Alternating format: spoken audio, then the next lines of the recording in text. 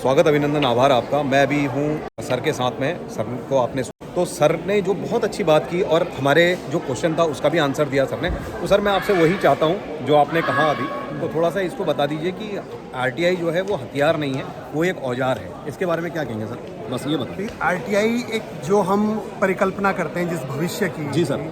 तो मुझे लगता है कि वो उसकी एक मजबूत आधारशिला रखता है जी। तो अक्सर हम लोग ये कहते हैं, कई बार क्या आता है सुनने में कि साहब लोकतंत्र में जो है बड़ा मजबूत हथियार है। हाँ जी। मेरा मानना ये नहीं है, ये हथियार नहीं है। हथियार से एक नेगेटिविटी आती है। जी सर। और आरटीआई को लेकर आज भी अगर देखें तो सकारात्मकता के ऊपर नकारात्मकता हावी है। हाँ जी।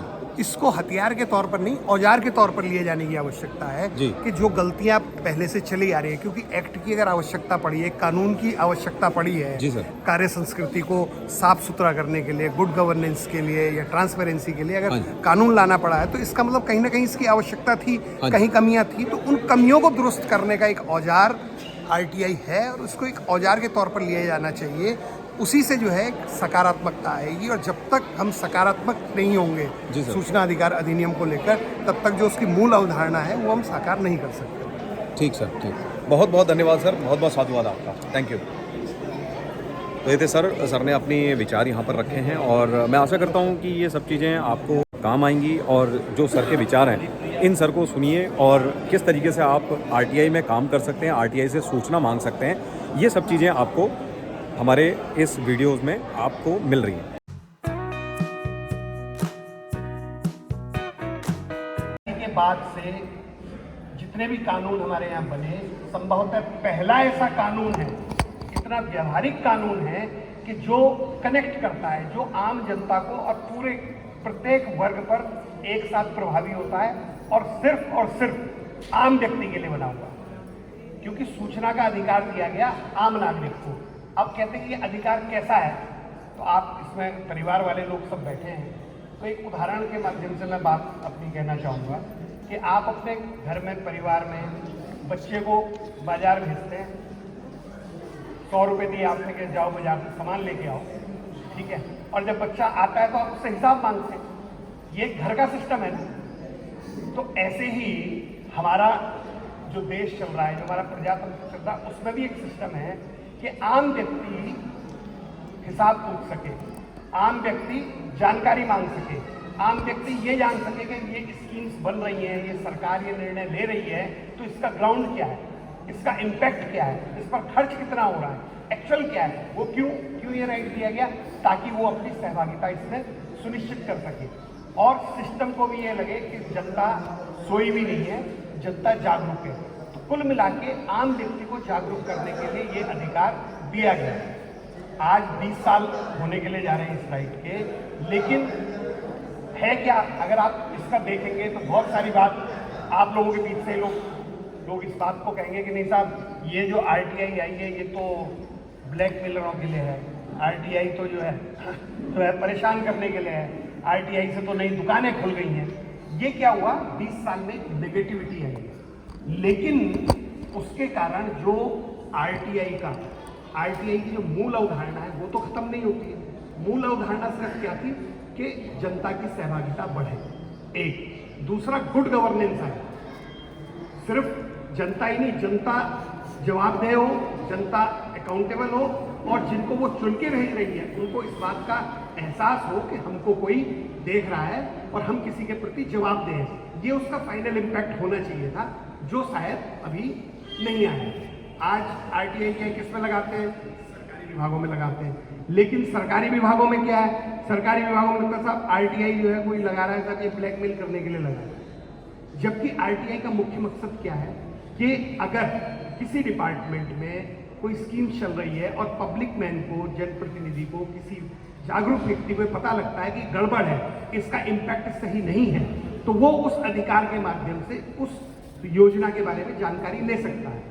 मकसद ये है कि जब आप जानकारी देंगे तो सिस्टम में, यानी जो भी ऑफिसर्स होंगे, जो भी नीति नियंता होंगे, नीति निर्धारक होंगे, उनके सामने तक ये बात आएगी कि नहीं भाई ऐसा भी गड़बड़ होता है। और इसको सही करने के लिए, यानी कि भविष्य सुधारने के लिए, एकमात्र ऐसा कानून ये है कि जो हमको, जो भविष्य सुधारने के लिए, जो हमारा कल बेहतर करने के लिए हमको जो है ताकत देता है। इसलिए सूचना के अधिकार के प्रति आम लोगों को, आम नागरिकों को, इस जनरेशन को बहुत ही संवेदनशील होना और जागरूक होना बहुत आवश्यक है। जितना आप आरटीआई को लेकर जागरूक होंगे, उससे क्या होगा कि आप अपनी भूमिका जो रोजमर्रा की, जो सरकार के कामकाज में, विभागों के कामकाज में हम जो अपेक्षा करते हैं, ट्रांसपेरेंसी होनी चाहिए। आप ये मानिए पारदर्शिता आप सब लोग चाहते हैं ना कि पारदर्शिता होनी चाहिए। हर पेरेंट्स चाहता है कि उसके बच्चे का एडमिशन अगर मेरिट पे हो रहा है तो उसको पता होना चाहिए कि जितने भी बच्चों का एडमिशन हुआ है वो क्या मेरिट पे हुआ है या नहीं हुआ है। सब चाहते हैं कि नहीं चाहते? हर व्यक्ति चाहता है कि जो सरकार की योजना है, अगर कोई पेंशन मिल रही है कहीं, या अगर कोई छात्रवृत्ति मिल रही है, अगर सरकार की तरफ से कोई और लाभ मिल रहा है, सरकार की कोई योजना है, उसमें जितना बजट आया है क्या उस बजट का सदुपयोग हुआ है या नहीं हुआ है, हर कोई चाहता है ना। लेकिन जागरूकता न होने के कारण क्या है कि चंद लोग इसका दुरुपयोग कर रहे हैं, और उस दुरुपयोग के कारण क्या है कि एक बहुत अच्छा, जिसका पवित्र मकसद है, जो भविष्य के प्रति उम्मीद जगाता है, ऐसे अधिनियम को लेकर एक नेगेटिविटी हो गई है। और हमको आवश्यकता ये है कि कानून बना, तो उसके बाद स्कूलों में, आज हम भी देखिए स्कूल के प्रांगण में बैठे हैं, लेफ्टिनेंट कर्नल जोशी जी हैं, इतना बढ़िया हुआ है। हम उम्मीद कर रहे हैं कि यहाँ पर बच्चों को बताया जाए, और उनके अधिकारों के साथ ये भी एक अधिकार है कि आप अपनी कैसे सिस्टम में सहभागिता सुनिश्चित करेंगे। जो आज यहाँ भविष्य है ना, ये इस शहर का भविष्य है, प्रदेश का भविष्य है, देश का भविष्य है। ये जितना जागरूक होगा, कल के दिन इन्हीं में से बहुत से लोग पॉलिटिशियन बनेंगे, कल के दिन इन्हीं में से कोई सरकारी सेवाओं में आएंगे। तो आज वो सीखेंगे, आज अपने अधिकारों के प्रति जागरूक होंगे, तो कल वो एक क्या है, जिम्मेदार नागरिक बनेंगे। और एक नागरिक के रूप में या जिस भी भूमिका में होंगे, चाहे वो राजनेता की भूमिका में हो, चाहे अधिकारी की भूमिका में हो, चाहे अन्य किसी भूमिका में हो, वो जिम्मेदार बनेंगे। तो ये एक्ट आपको जिम्मेदार बनाता है, आम व्यक्ति को जिम्मेदार बनाता है। उसके अधिकार के साथ उसकी ड्यूटीज क्या हैं, समाज को लेके ड्यूटी क्या है, परिवार को लेके ड्यूटी क्या है, प्रदेश को लेके ड्यूटी क्या है, देश को लेके ड्यूटी क्या है, इसका भी दायित्व, इसका भी बोध कराता है। तो बहुत महत्वपूर्ण अधिनियम है, इसके बारे में जानकारी होनी चाहिए। आप ये देखिए, जो अधिकार जिसको हम, विधायक कौन चुनकर भेजता है? आम जनता, आप और हम। सांसद कौन चुन के भेजता है? आप और हम। जो एक विधायक को और एक सांसद को जो अधिकार असेंबली में, पार्लियामेंट में जाकर मिलता है, वो अधिकार ये अधिनियम एक आम व्यक्ति को उसको घर में बैठ के देता है। अधिनियम कहता है कि जो सूचना संसद में दी जा सकती है, जो सूचना विधानसभा में दी जा सकती है, वही एक आम नागरिक को, एक आम व्यक्ति को 10 रुपए के अनुरोध पत्र पर सूचना अधिकार अधिनियम के अंतर्गत दी जा सकती है। बहुत छोटी सी बात है। आप कहेंगे कि इसका इस्तेमाल कैसे करना है। सबसे पहली बात यह है कि सूचना मांगने के लिए आपको क्लियर होना चाहिए। सूचना के लिए अक्सर कहते हैं, और मैं जहाँ पर भी मुझे अवसर मिलता है, मैं हर मंच पे कहता हूँ कि कहा जाता है इसके बारे में कि लोकतंत्र का एक ऐसा हथियार है, जनता को एक ऐसा हथियार मिला है कि जिससे कि जो है वो अपनी लड़ाई लड़ सकता है, संघर्ष कर सकता है। मैं कहता हूँ नहीं, ये अधिकार, ये हथियार नहीं है, न इसको हथियार के तौर पर समझना चाहिए। ये बेसिकली एक औजार है, आप इसको एक टूल के तौर पर समझ सकते हैं। हथियार और औजार में फर्क आप सभी को मालूम होगा कि हथियार से क्या महसूस होता है और औजार से क्या महसूस होता है। तो औजार मतलब दुरुस्त करने के लिए औजार होता है। अगर सिस्टम में कहीं कोई खामी चली आ रही है तो सूचना का अधिकार वो औजार है कि जिससे इसको सही किया जा सकता है, और इसको औजार के तौर पर ही इस्तेमाल किया जाना चाहिए। दूसरी बात, क्यों इस्तेमाल किया जाना चाहिए? एक तो मैंने आपको बताया कि आप अपनी सहभागिता सुनिश्चित कर सकते हैं। आप अगर शिक्षित हैं, आपको लगता है कि सरकार की इस योजना में यहाँ पर कमी है, तो आप सूचना के अधिकार का सही इस्तेमाल करते हुए आप अपना सजेशन जनता के हित में, क्षेत्र के हित में आप सरकार तक पहुँचा सकते हैं। आपकी एक आरटीआई उसको सरकार की योजनाओं में उसकी अकाउंटेबिलिटी को बढ़ाती है, सरकार की योजनाओं में जो दुरुपयोग हो रहा है उसको कम करती है और सदुपयोग की संभावनाओं को बढ़ाती है। प्रत्येक व्यक्ति को अगर किसी को सूचना लेनी है तो अधिनियम में व्यवस्था है, 10 रुपए का एक आवेदन शुल्क लगेगा, और बहुत एक सिंपल सी एप्लीकेशन आप किसी भी लोक सूचना अधिकारी, क्योंकि अधिनियम के तहत प्रत्येक सरकारी विभाग को एक पब्लिक अथॉरिटी मानते हुए एक लोक सूचना अधिकारी वहां नियुक्त किया गया है। तो आप लोक सूचना अधिकारी के नाम बिल्कुल स्पष्ट जो आप सूचना मांगते हैं, सवाल जवाब नहीं, आप सूचना मांगिए।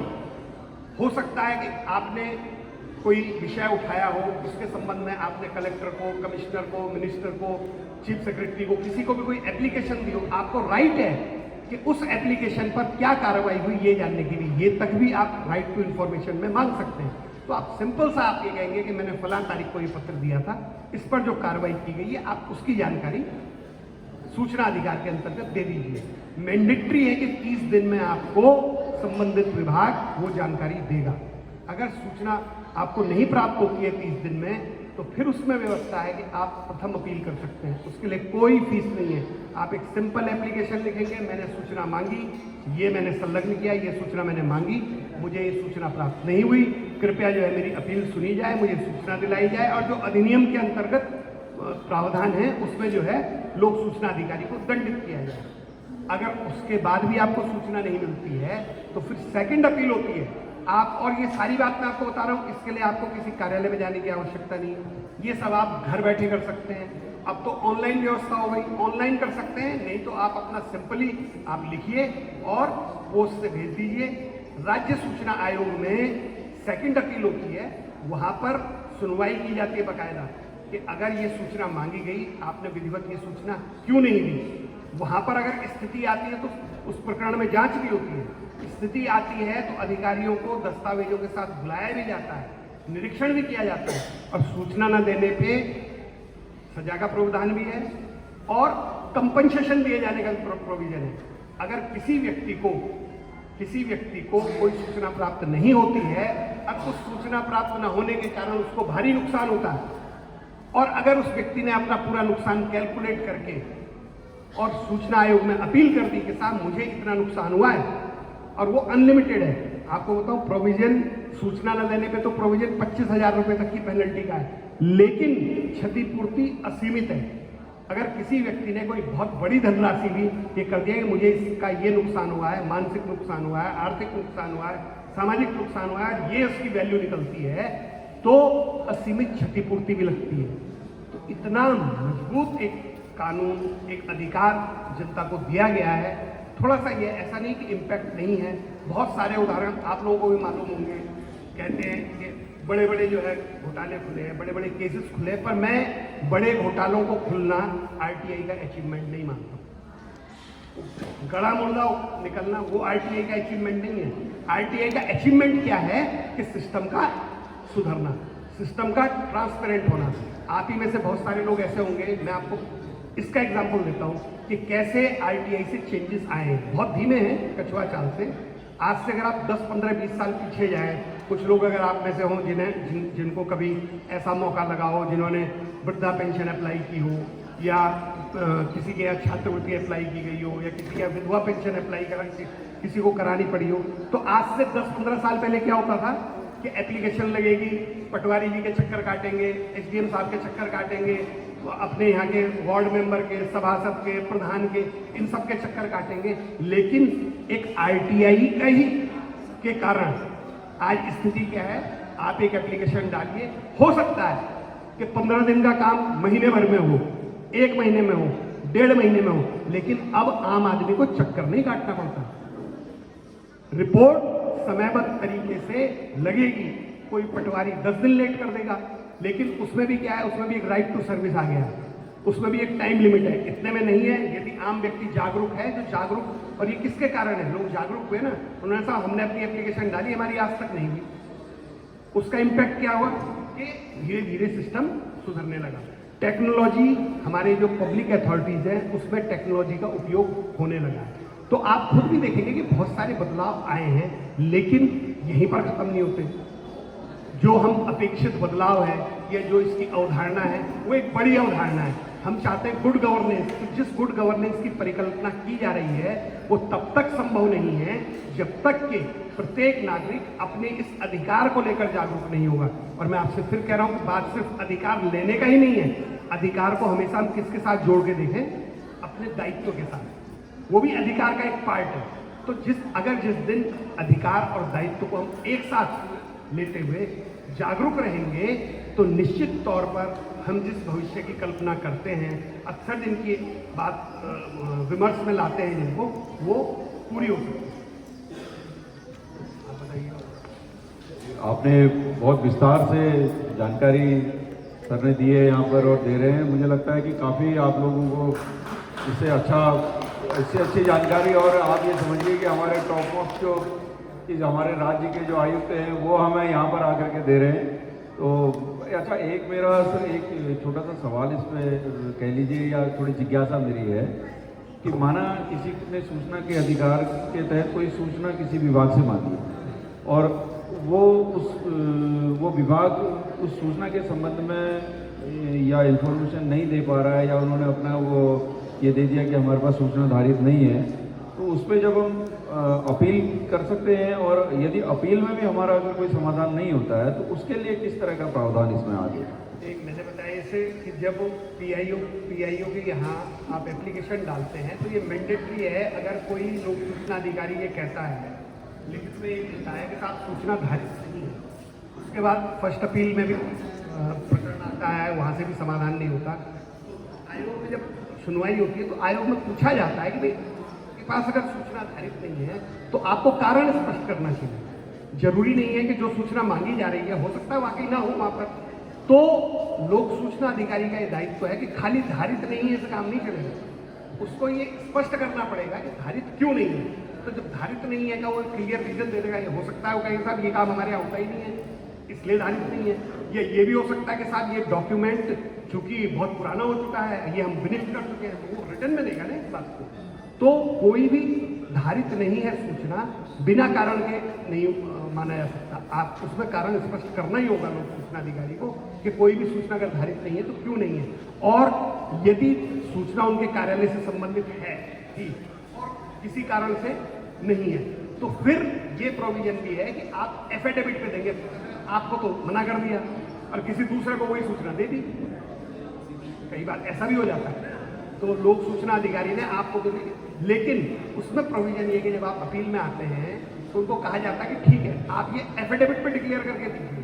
तो अगर इस डेट में, आज जिस डेट में आपको एफिडेविट पे डिक्लेयर करके दे दिया कि साहब ये सूचना हमारे कार्यालय में है ही नहीं और इस कारण से नहीं दी जा सकती है, तो फिर वो सूचना वो लोक सूचना अधिकारी किसी और को उसके बाद नहीं दे सकता। और अगर दे दी, ऐसा कोई प्रकरण आता है तो अधिनियम में एक प्रावधान है सेक्शन 18 में आप शिकायत कर सकते हैं कि साहब हमको तो आप इन्होंने ये सूचना दी नहीं और किसी ने दूसरे व्यक्ति ने हमारे बाद ये सूचना मांगी दे दी, तो उसके बाद उसमें मैंने आपको बताया ना उसको तो फिर कोई भी कार्रवाई हो सकती है। लेकिन उसकी जानकारी पहले आदमी को कैसे लगेगी कि इन्होंने किसी और को उसमें सूचना दी है, ऐसा या ऐसा हो कि उन्होंने सूचना दी है करके कुछ ऐसा रिकॉर्ड रहता हो? नहीं, अगर सूचना देने का अगर आपको पता लगता है, क्योंकि मुझे नहीं लगता कि कोई भी सरकारी व्यक्ति लोक सूचना अधिकारी एफिडेविट पे ये देगा कि सूचना नहीं है और उसके बाद किसी को सूचना दे देगा, मतलब ये उसकी संभावना नहीं कर रहा है। ये तो ये है कि आपने अपने आप को फंसा लिया हमेशा,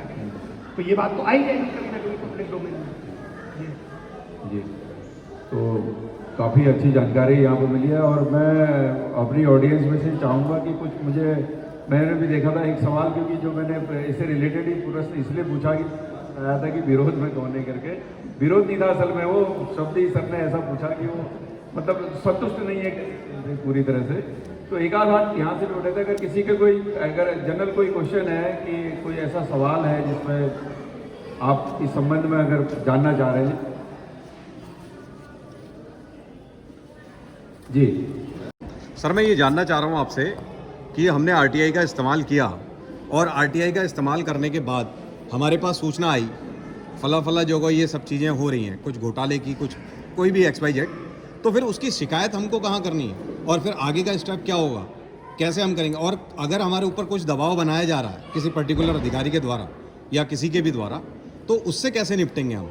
क्योंकि हमने सूचना तो लगा दी, सूचना मिल गई हमें, फिर आगे अगर ये सब चीज़ें कैसे उसके ऊपर कार्रवाई होगी किसी भी विभाग के लिए, किसी भी व्यक्ति के लिए?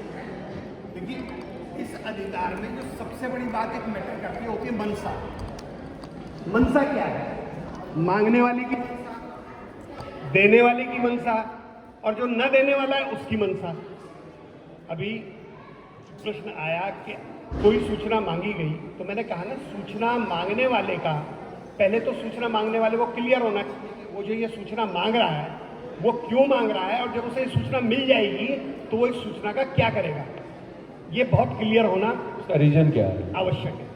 ठीक है, ये दो तरीके होते हैं, मतलब दो ही कारण हो सकते हैं सिर्फ पॉजिटिव में, तो दो ही कारण हो सकते हैं। एक तो कोई खुद सफरर हो, किसी को न्याय नहीं मिला कहीं उससे, मान लिया जाए कि किसी के खेत का कोई रिकॉर्ड है वो उसको नहीं मिला, या रेवेन्यू रिकॉर्ड में गलत चढ़ गया, वो लगातार जो है अधिकारियों के यहाँ चक्कर काट रहा है, उसका नहीं हुआ, वो क्या है, उसकी जेन्युइन प्रॉब्लम है, एक आम व्यक्ति की जेन्युइन प्रॉब्लम है, उसे मालूम है, वो बिल्कुल क्लियर है कि नहीं ये जो है गलत चढ़ा हुआ है दस्तावेज, इसमें यहाँ पर ये टेक्निकली गलती हुई है। तो देखिए उसके लिए फ्रूटफुल कैसे होता है कि वो फिर उसकी सूचना मांगेगा, वो रेवेन्यू डिपार्टमेंट में सूचना मांगेगा साहब कि ये आप इसका ये दीजिए, इसका ये दीजिए, किसकी कितनी भूमि, आप पूरा डिटेल दीजिए।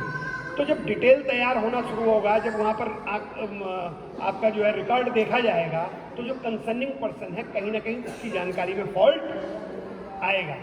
अगर मंशा सबकी सही है, मांगने वाले की भी सही है, देने वाले की भी सही है, निर्णय लेने वाले की भी सही है, तो मैं आपको 100% बता रहा हूँ निश्चित तौर पे कि आरटीआई लगाते लगाते, आरटीआई का जवाब आते आते, समाधान आते आते उस समस्या का समाधान हो जाता है।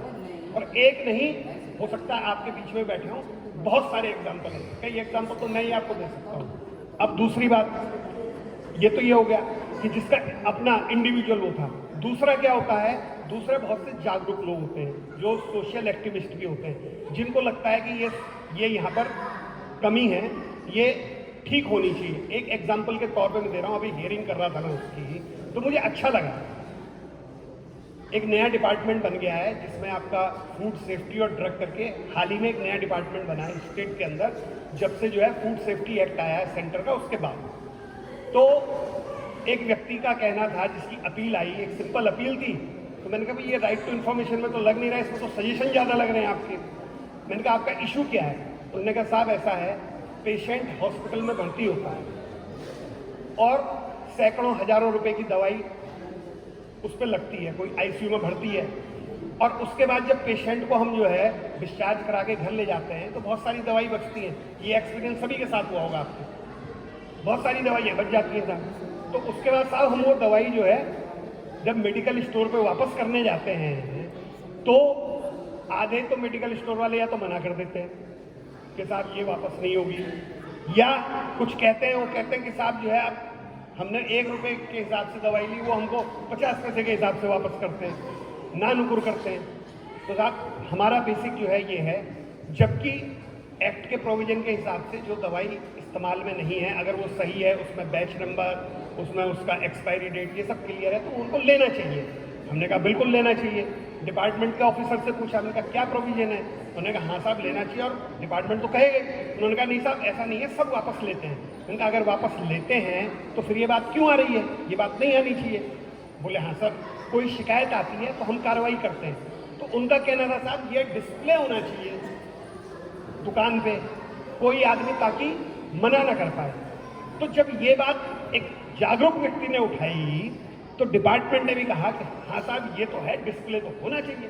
तो हमने कहा ठीक है, फिर आप डिस्प्ले के लिए जो है ऑर्डर निकालिए और पूरे स्टेट भर में आके देखिए कि भाई हर दुकान पे ये कम से कम डिस्प्ले हो, हर व्यक्ति को ये पता हो कि जो दवा उसकी बच गई है, जो यूज़ में नहीं है और जो यूज़ में हो आ सकती है, तो उसको वापस करके पूरा पेमेंट जिस हिसाब से उन्हें बेची है उस हिसाब से उसको वापस लें।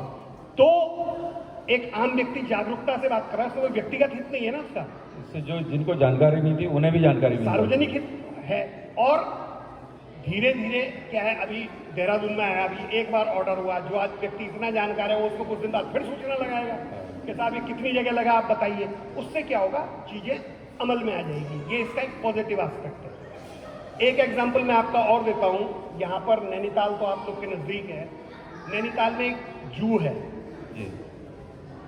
तो वहाँ पे एक हियरिंग में मैंने जब जो है अफसरों से पूछा कि साहब क्या है इशू, उन्होंने कहा साहब कोई इशू नहीं है, जितने इशू थे आरटीआई में सब क्लियर हो गए। मैंने कहा इशू क्या है? इशू है साहब कि जो वो जोखिम भरे काम में लगे हैं, यानी जो जानवरों को फीडिंग कराते हैं, उनका इंश्योरेंस है या नहीं है, उनका नियुक्ति कैसे करके होती है, उनका ESI मिलता है नहीं मिलता है, PF कटता है नहीं कटता है। तो मेरा सब कुछ मिल गया, सब कुछ हो रहा है तो RTI क्यों लगी है भैया? तो मेरे साथ बस एक इशू रह गया है कि इनके अपॉइंटमेंट का एक प्रोसीजर कर रहे हैं, उसमें कमेटी बन गई है और कमेटी जो है डिसाइड कर दी है। तो मुझे लगा कि नहीं, कहीं ना कहीं फिर भी बात है। तो मैंने अधिकारियों से पूछा, जब ये सारा वो है तो अपील करने वाले से कहा कि भाई आप संतुष्ट हैं? हाँ साहब संतुष्ट हैं। मैंने कहा अच्छा आप ये बताइए कि जो ये सारा प्रोसेस हुआ है ये RTI लगने से पहले हुआ या RTI लगने के बाद हुआ? उनका ईमानदारी से बताइए। उन्होंने कहा साहब ऐसा है, सही तो ये है कि जब आयोग में अपील आई उसके बाद से सारा प्रोसेस हुआ है और इसमें से इतनी जो है हम लोग ये कर चुके हैं और हमने अपीलेंट को भी बता दिया, वो भी संतुष्ट है। अपीलार्थी ने भी कहा हाँ साहब, क्या उसका कहना है साहब जब RTI लगाई तब हुआ। तो हमने कहा देखिए इसीलिए तो RTI जैसा एक्ट है, इसीलिए RTI कि भाई जो नहीं हो रहा था वो होने लग गया ना। वहाँ पर बीमा कह रहे हैं कि बीमा, सबका बीमा करा दिया गया है, सबका PF वगैरह कटने लगा है, सबकी जो सर्विस रूल्स है कुछ वो बन गए। तो मैंने अपीलार्थी से पूछा, मैंने कहा क्या आपका कोई रिश्तेदार, आपका कोई परिवार का व्यक्ति कोई जू में काम करता है? उसने कहा नहीं साहब, मैं तो मेरे उससे तो कोई नहीं है, मैं तो वहाँ नीचे नैनीताल माल रोड पे मेरा वो है शटल सेवा चलाता हूँ मैं, और मेरे पास वहाँ ऊपर से लोग आते हैं और शाम तक आके जो है जब यहाँ बैठ के तो वो कहीं आज भालू ने हमला कर दिया, आज इसने हमला कर दिया। तो इस तरीके की रोज की उनकी कोई ना कोई बातचीत आपस में होती। कहते मैं सुनता था, मैंने उनसे पूछा कि भाई आप लोग का कोई इंश्योरेंस नहीं है? बहुत नॉमिनल पैसा उनको मिलता था। तो कह रहे मैंने साहब सुना कहीं पे, तो हमने कहा RTI लगा देते हैं एक बार। RTI लगाई तो बोला मेरी भी उसमें ना दिलचस्पी बढ़ती चली गई। कैसे कि जब उसे लगा कि पॉजिटिव हो रहा है, देखिए पब्लिक कॉज के लिए किया उसने, तो सिस्टम ने भी क्या किया, पॉजिटिव ही रिप्लाई करना शुरू किया। और जब उसे लगा कि धीरे धीरे चीजें हो गई तो कहने साहब मैं जानबूझ के फिर आयोग में आया, आज स्थिति यहाँ तक आ गई, अब मैं सेटिस्फाइड हूँ। तो ये RTI की ताकत है। अगर थोड़ा सा जागरूक होते हैं तो ये मैंने आपको एक तो एग्जाम्पल ये बताए कि कैसे जो है RTI सीधे सीधे पब्लिक को कनेक्ट करता है। जी, कुल मिला के आम नागरिक को इसमें जागरूक होने की आवश्यकता है, और केवल अपने लिए नहीं, समाज के लिए भी अगर किसी को। जी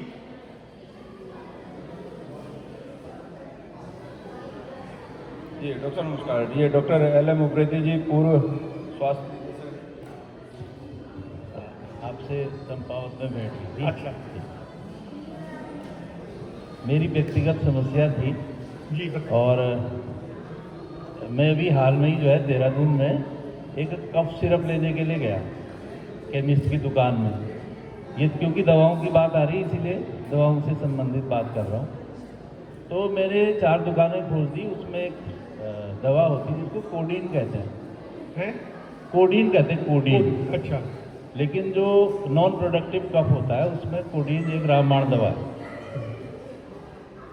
तो नारकोटिक्स के अंदर आता है। तो किसी भी केमिस्ट के यहाँ वो दवा उपलब्ध नहीं थी। तो मैं ये जानना चाह रहा था क्या कोई ऐसा नियम है, जैसे केमिस्ट का ड्रग का लाइसेंस होता है, कोडीन भी एक ड्रग है, और मेरा तो ये मानना है कि ड्रग्स के अंदर कोडीन उनको रखनी चाहिए। अब वो इसलिए नहीं रखते हैं क्योंकि उनको उसका हिसाब रखना पड़ता है। हाँ। और उसे सिर्फ प्रिस्क्रिप्शन पर ही आप प्रिस्क्रिप्शन पर। लेकिन ऐसा न करने से उनको बहुत सारे मरीज ऐसे हैं जो उस दवा से महरूम रह जाते हैं। इसी तरह से हार्ट की बहुत सारी दवाएं जैसे मॉर्फिन है या पेथेडीन है, अब ये दवाएं हैं तो जरूरी। हार्ट के पेशेंट को अगर किसी को हार्ट अटैक पड़ा हुआ है तो उसको अगर पेथेडीन का इंजेक्शन लगा दें या मॉर्फिन का लगा दें तो ड्रग ऑफ चॉइस वही होती है, लेकिन वो नहीं मिल पाती। तो क्या इसका अगर मैं RTI लगाऊं तो उससे क्या मुझे मदद मिल सकती है? क्या कोई ऐसा आदेश सूचना के वहाँ से जारी हो सकता है उसके यहाँ से कि भाई ये दवा उपलब्ध कराई जाए? तो मैंने बात की जो हमारा जो यहाँ के जो चीफ ड्रग कंट्रोलर हैं उत्तराखंड के, तो वही मुझे, जैसा मैं भी सरकारी संस्था में रहा हूँ, तो उन्होंने मुझे बड़ी गोलमोल जवाब दिया। बोले डॉक्टर साहब आप अपना ले लीजिए, मैं उस दुकान में फ़ोन कर देता हूँ, आप वहाँ से ले। तो कह रहे नहीं आओ, अब मेरे पास अपना प्रिस्क्रिप्शन पैड तो था नहीं। तो उन्होंने कहा नहीं हम आपके बिना प्रिस्क्रिप्शन पैड के दवा नहीं देंगे आपको। तो मैंने सिर्फ उसको अपना जो रजिस्ट्रेशन नंबर है उत्तराखंड का वो दिया। मैंने कहा भाई मैं तो डायरेक्टर मेडिकल हेल्थ रहा हूँ और मेरे समय में तो अब ये विभाग अलग बना नहीं था और क्या मुझे भी दवा नहीं मिलेगी। तो इस संबंध में मैं चाहता हूँ कि कुछ ठोस कार्रवाई। डॉक्टर साहब आपने बहुत इंपॉर्टेंट वो है, लेकिन इसमें यह है, मैंने कहा ना अवेयरनेस वाली बात है। अब यदि इसी उसमें कोई, चूंकि नया डिपार्टमेंट बना है औषधि संरक्षा एवं खाद्य संस्करण करके कुछ ऐसा विभाग का नाम है, तो इसके लिए पॉलिसी भी बननी चाहिए ना। ये बात तो सही है कि विदाउट प्रिस्क्रिप्शन जो है, अब तो इतनी सख्ती हो गई है, पहले तो दे भी देते थे लोग, लेकिन अब तो चूंकि उनको पूरा रिकॉर्ड रखना पड़ता है और चूंकि ऑनलाइन सिस्टम हो गया, सबको पता है कि कितनी दवाई किसके पास आई है, तो उसके बाद उनको मेरे ख्याल से अब ये भी है कि कई जगह तो वो मांगते हैं आईडी मांगते हैं, कई जगह आईडी मांगते हैं कि आप आईडी आपकी अटैच होगी, इसके साथ होगा। लेकिन या तो ये व्यवस्था होनी चाहिए कि भाई इसके अधिकृत विक्रेता, इस तरीके का सिस्टम तो बनना ही चाहिए, सिस्टम बनना जब जरूरी। जो भी लाइफ सेविंग ड्रग है उसके लिए, और ये फिर पब्लिक प्लेटफॉर्म पे चाहे साइट के माध्यम से अन्य माध्यमों से ये पता भी होना चाहिए कि भाई ये वाली दवाइयाँ यहाँ मिल सकती हैं। लेकिन ये होगा कैसे? मैंने कहा ना, ये पब्लिक पार्टिसिपेशन से होगा। कोई यही बात के साथ आरटीआई जब ड्रग कंट्रोलर के यहाँ लगेगी, मैंने जैसे कि एग्जाम्पल लिया ना कि मेडिकल वाले नहीं वो करते, आयोग के संज्ञान में आ गया, आयोग का काम सूचना दिलाने का ये सब है, लेकिन आरटीआई लिंक करता है ना चीज़ों को। हमने ऑर्डर किया, हमने कहा भाई जो इन्होंने सूचना मांगी है इस पर, जो इन्होंने प्रत्यावेदन दिया है इस पर आप इफेक्टिव कार्रवाई करते हुए 1 महीने के अंदर बताइए। तो 1 महीने में इफेक्टिव कार्रवाई क्या होगी कि आप जो है सब जगह वो लगवाएंगे या ऑर्डर जारी करेंगे। तो ऐसे ही अगर कोई आरटीआई ड्रग कंट्रोलर के यहाँ लगती है कि क्या ये जो लाइफ सेविंग मेडिसिन है, ड्रग कंट्रोलर ये लिख के तो नहीं दे सकता ना कि लाइफ सेविंग मेडिसिन जो है हमने कोई ऐसी पॉलिसी नहीं बना रखी कि ना मिले, देंगे नहीं, है ना। हाँ, तो उनको विचार करना पड़ेगा बिल्कुल। ये नहीं है, ये इस तरीके का ये बड़ा गंभीर इशू है, क्योंकि नहीं तो उन्हें मालूम है कल के दिन कमीशन में आएगा, आप नहीं सवाल पूछेंगे, कमीशन पूछेगा कि भाई ये लाइफ सेविंग ड्रग्स है, तो आपका डिपार्टमेंट काहे के लिए बना हुआ है? फिर पॉलिसी तो आपको बनानी चाहिए ना, तो पॉलिसी बनेगी फिर। अच्छा, आपके यहाँ हम सीधे नहीं आ सकते इस बेटर? हमारे यहाँ सीधे आप सिर्फ उसी कंडीशन में आ सकते हैं कि आप इनसे मांगे और ये आपको नहीं देंगे, तो आप सीधे सेक्शन 18 में शिकायत कर सकते हैं कि हमने ये इन्फॉर्मेशन मांगी थी, ये इन्होंने दी नहीं। इस संबंध में क्या नियम है?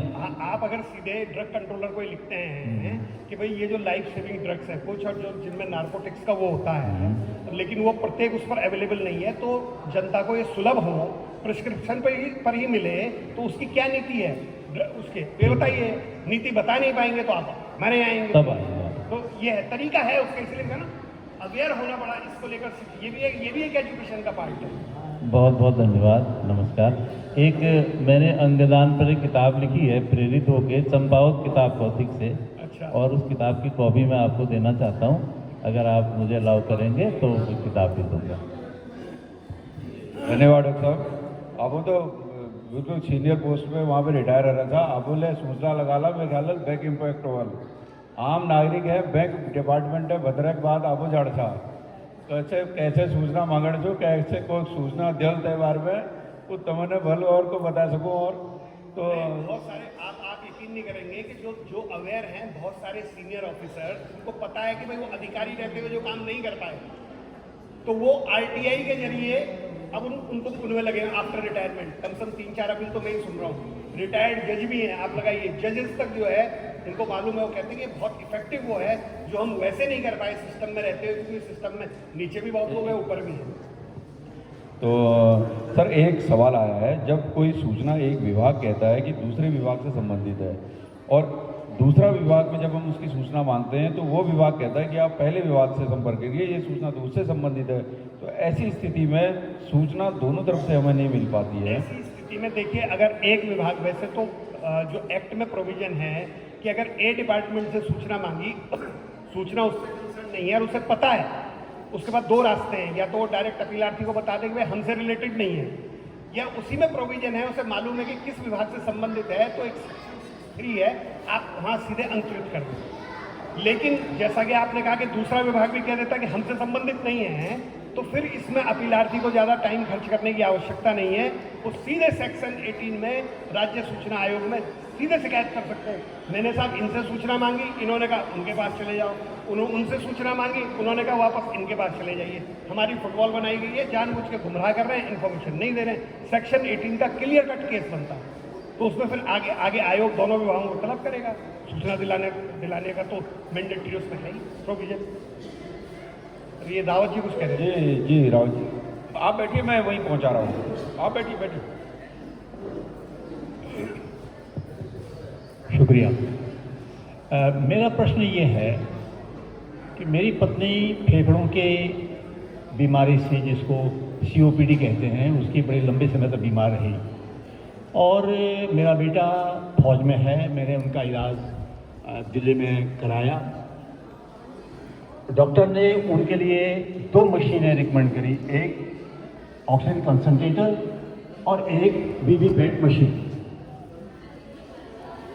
मैंने आर्मी मेडिकल कोर से पूछा RTI के जरिए कि क्या ये मशीनें मुझे भारतीय सेना उपलब्ध करा सकती है, तो वहाँ से मुझे जवाब मिला कि ये पेशेंट टू पेशेंट डिफर करता है।